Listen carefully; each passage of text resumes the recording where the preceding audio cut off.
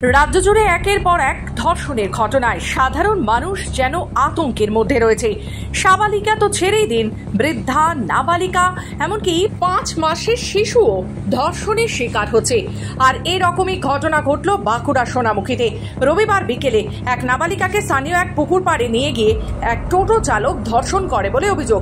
নির্যাতিতার পরিবারের তরফে অভিযোগ পেতেই অভিযুক্তকে গ্রেফতার করে পুলিশ। ধৃতকে বিষ্ণুপুর মহকুমা আদালতে পেশ করা হয়েছে।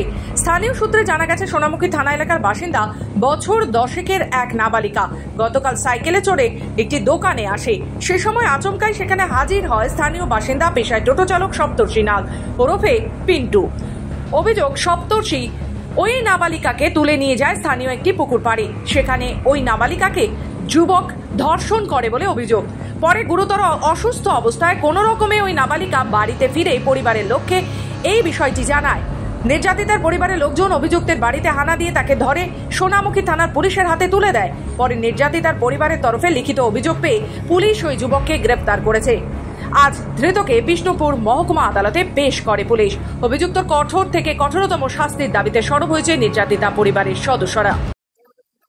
ঘটনাটা হয়েছে আমার ভাইকে বিকেল রাতে আমাদের বাড়ির তো মাঠ আছে না, ছোট মাঠেও খেলতে যায়, ঝুঁকিতে যায়। কালকে ট্রেন ওয়েদার খারাপ ছিল, এত সকাল সন্ধ্যের গেছে খেলতে গিয়েছিল, তাকে দেখে আম দুয়া বড় করে দেখে একটা মাই তোমার সামনে ভাঙা বাড়ি আছে, সেখানে ঢুকিয়ে তাকে প্যান্ট জামা খুলতে বলে, দুটো প্যান্ট জামা খুলে যে এসে ভাইজি আমাদের গেছে কানতে বলে আমাদের কাকা করেছে, হ্যাঁ আমার এখানে ব্যথা করছে।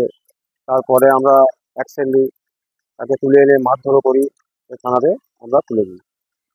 বাঁকুড়া থেকে অনিকেত বাউরের রিপোর্ট, খবর বাংলা।